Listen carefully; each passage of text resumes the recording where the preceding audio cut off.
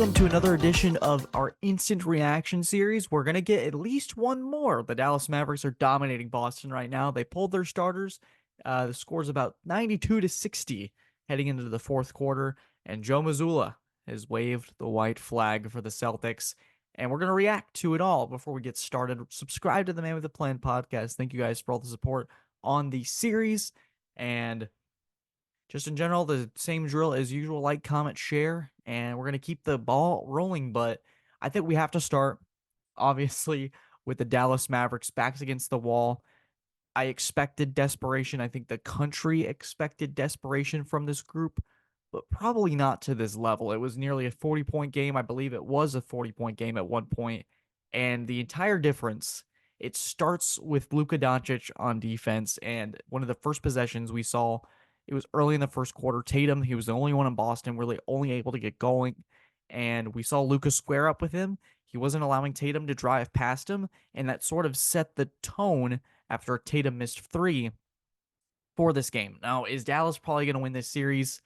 Probably not. Is Boston going to shoot this bad throughout the rest of the series? Probably not. What's the status of Porzingis? Derek White looked like he might have tugged his hamstring a little bit at the end of the third quarter there before he was pulled.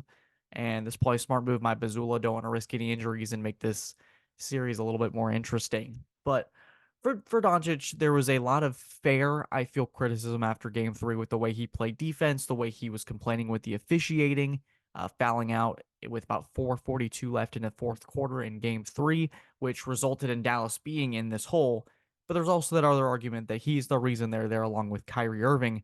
But I think that this has been a growing stage for him in his career in this final series. Boston did it in 2022, and it happened with the Dallas Mavericks in 2024, but they really came out swinging the night. It has been a butt kicking from start to finish, and you have to give Jason Kidd and this squad a ton of credit because they easily could have just given up. They could have said, you know what, this wasn't our series. This isn't our year. We've had an incredible run, and we're going to attack it next year.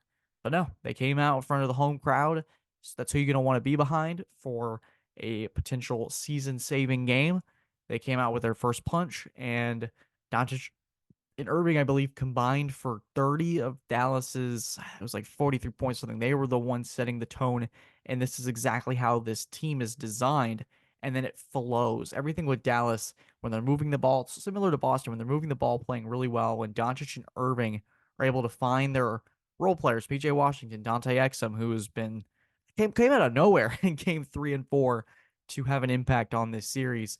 You got guys like Tim Hardaway, you have Daniel Gafford, Derek Lively. When the role players are starting to feed off of Doncic and Irving's best play, this team is what we've seen throughout this postseason, and it's what makes them so dangerous. We just haven't seen it in this final series when it's come down to it.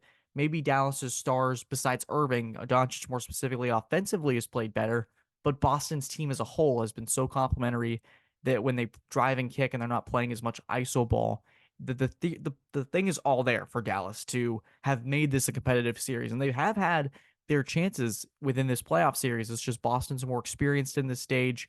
They just play better defense overall.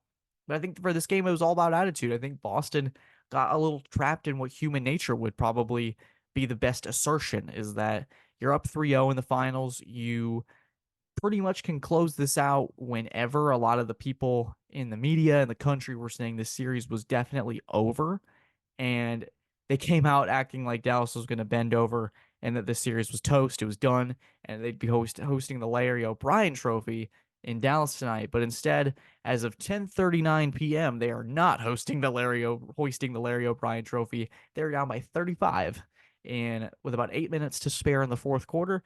This is an earlier instant reaction, and I think we have to give Doncic some credit. And I know we started talking about him in the beginning, but the way he's able to consistently attack, and he's so strong. This is what I've always not understood about his defense, is that he's so strong, is low center of gravity, very strong, very thickly built, and he's able to bully people inside offensively. So I never understood why that wasn't translating in defense. But this version of Luka is what makes him a top three player in this league, a superstar, is that when he's engaged and he's giving that effort. Windhorst on ESPN, rightfully so, just went into it for about 2 minutes. There's tons of funny edits online about Luka's effort. And so this was that show me game for Dallas and coming out with an attitude, coming out with a purpose. And Boston didn't. Boston started with a lot of ISO ball. They believe they started 2 of 10 from three. They've had a couple games here in the series where they haven't been shooting well.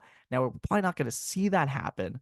But when Boston isn't shooting very well, you have to capitalize. You have to attack inside. You have to make Boston almost play against themselves. They were turning over the ball a ton in this game. They were making poor mistakes. Boston, I believe, in terms of turnovers, I believe they finished at 13 right now. So that's a little bit above their average for this series. And we've seen it in Boston games in the past where it's ISO bad ISO ball because they're clearly capable of ISO ball, but it's bad ISO ball and it's turnovers that end up making the differences in these series. So for Dallas in game 4, you're not going to get the brooms brought out for this game. You're going to have a sort of a reaction to how this game goes. Game 5 is going to be fascinating. I think it could be a war in Boston. Boston's going to come out desperate to throw out that first punch and get the home crowd into it. That crowd's going to be excited. I bet a lot of Boston fans in this weird way are probably thinking, man, it's going to be great potentially close this out in TD Garden and get it done there versus on the road. But I think in this series and with players like Doncic and Irving, you don't want to leave anything to chance. So this could be another pendulum moment where the series may flip it in another direction. We'll see. As of right now, Dallas leads 3-1 behind Doncic and Irving. If I'm going to give a prediction out, I think Boston is probably going to wake up. They're not going to go 11-37 in the first half again. And I think it comes down to effort, attitude, effort, and defense. In the age of the NBA, where we have offense, we have everybody's an artist on the court. Everybody can shoot 30 feet 3 pointers and do the unthinkable when it comes down to the intangibles, making the right pass, making the right play defensively, sticking to what your team's identity is offensively or defensively.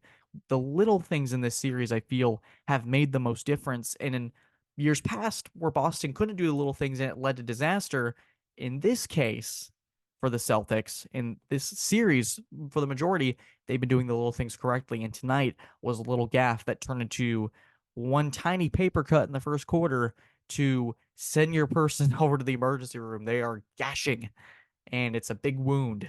But for Dallas, you potentially save some embarrassment. You're probably going to win by 30 to 40 points tonight. So you go to Boston with a ton of momentum, a ton of confidence. So it's up to Boston to now respond to see if they can close this out and become NBA champions.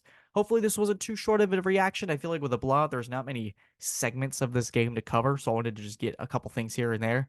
But as always, I appreciate your guys' attention. And if you listen this entire way throughout this entire series, I appreciate you very, very much. Subscribe to the podcast if you haven't already. Leave us a 5-star rating on Spotify, Apple Podcasts, or wherever you get your podcasts. Thank you guys for tuning in. As always, have a fantastic day or night and